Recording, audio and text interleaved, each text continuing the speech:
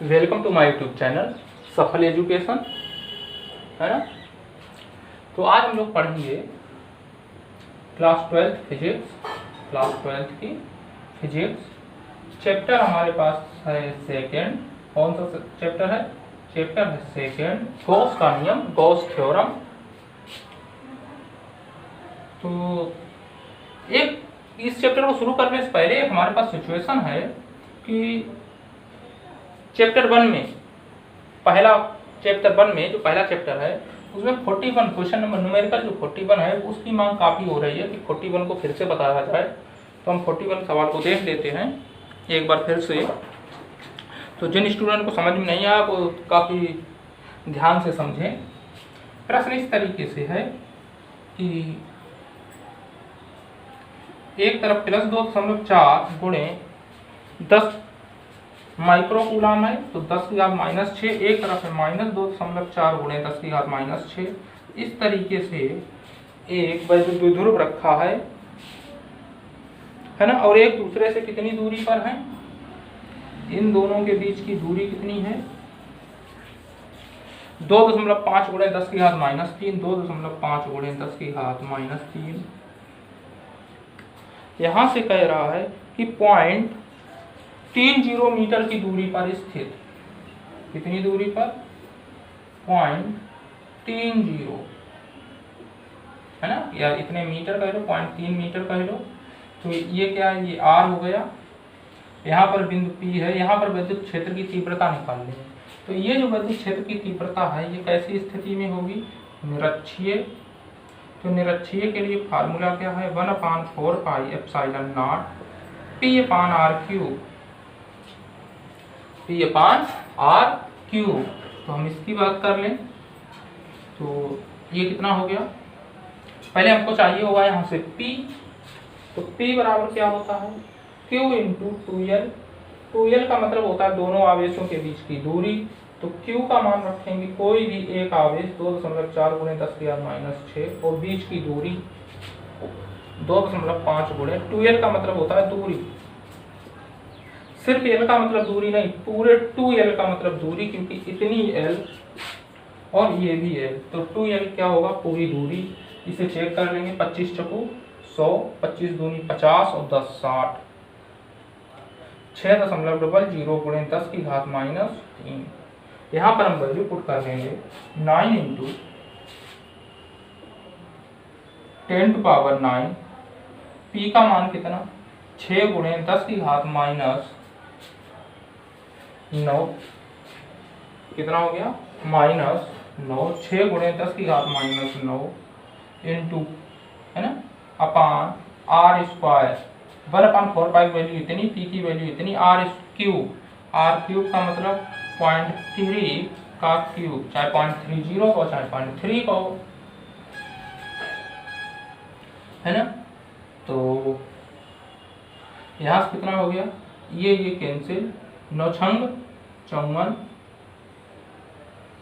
बटे 0.3 को हम कितना लिख सकते हैं? 3 गुणे 10⁻⁻1। इतने का क्यूब करना है तो हमारे पास हो गया 54 बटे 3 × 9 = 27 गुणे 10⁻⁻3। इसको कट कर लें तो 27 दूनी 54 और 3 पावर ऊपर जाएगी तो 10⁻+3 न्यूटन पर कूलम। 2 गुणे 10⁻3 न्यूटन पर कूलम। तो हमारे पास ये निरक्षीय स्थिति में यही रहता है। E बराबर 1/4πε0 P/r³। तो P की वैल्यू Q × 2L से निकाल ली। फाइनली वैल्यू इतनी आ गई।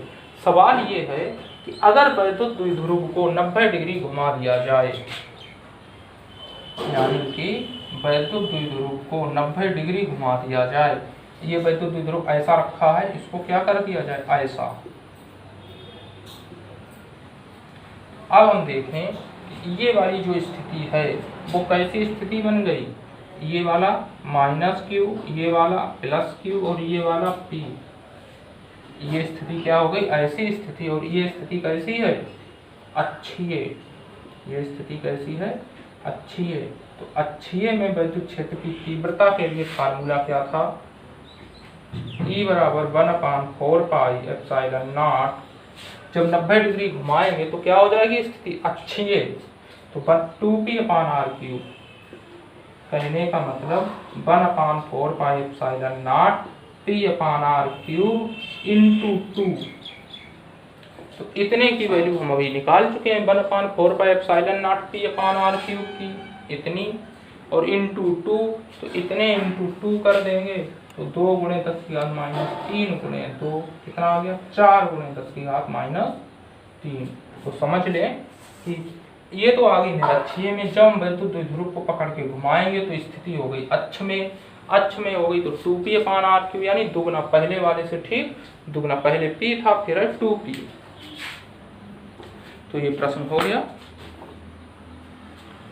तो अब हम आते हैं अपने टॉपिक पे, गॉस का नियम।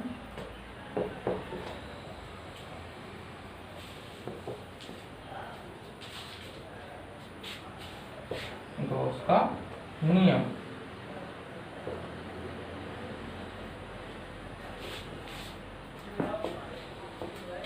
हमारे पास है सेकेंड चैप्टर, गॉस का नियम। तो सेकंड चैप्टर में जो हमारे पास अगला डेरिवेशन है, दूसरा हम कर रहे थे गॉस के अनुप्रयोग। इससे संबंधित दूसरा जो डेरिवेशन है वो है अनंत विस्तार की एक समान आवेशित समतल चादर के निकट वैद्युत क्षेत्र की तीव्रता। अनंत विस्तार की चादर, अनंत विस्तार की चादर के निकट वैद्युत क्षेत्र की तीव्रता। चादर कैसी है, एक समान रूप से आवेशित है। तो हम यहाँ पर सबसे पहले तो चादर बनाने की कोशिश करेंगे कि चादर कुछ यूं है,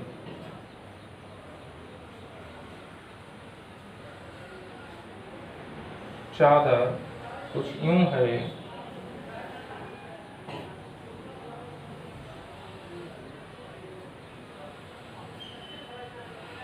ठीक है, चादर कुछ यूं है।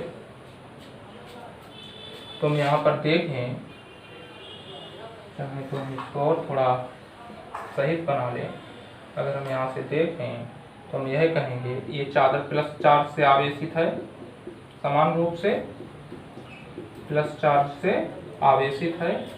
तो इस चादर के अंदर, इस चादर के अंदर से एक हम गॉसियन पृष्ठ की कल्पना करते हैं। वो गॉसियन पृष्ठ कुछ इस तरीके से होगा, जो कैसा पृष्ठ होगा, यानी कि चादर के बीच से एक गॉसियन पृष्ठ गुजर रहा है, एक पाइप के समान। पाइप क्या होता है, बेलनाकार होता है। पाइप क्या होता है, बेलनाकार।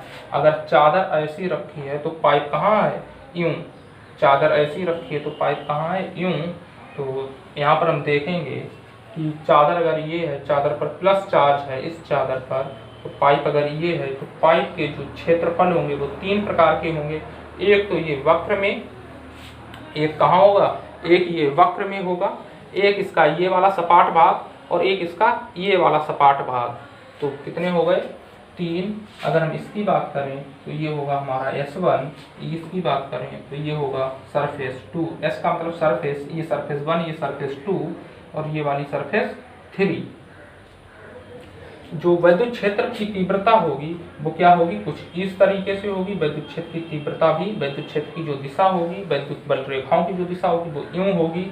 अगर विद्युत बल रेखाओं की दिशा ई ये है, इस वाले में हम क्षेत्रफल देखेंगे, इस वाले में क्षेत्रफल देखेंगे, क्षेत्रफल डी ए इस तरीके से होगा। तो हम यहाँ पर देखें कि क्षेत्रफल और ई में कितने का कोण है, D A vector, D A ऊपर की ओर, डी ए वेक्टर ऊपर की ओर, ई वेक्टर इधर, तो कोण कितने का यहाँ होगा, 90 डिग्री का। कोण कितना होगा, 90 डिग्री का।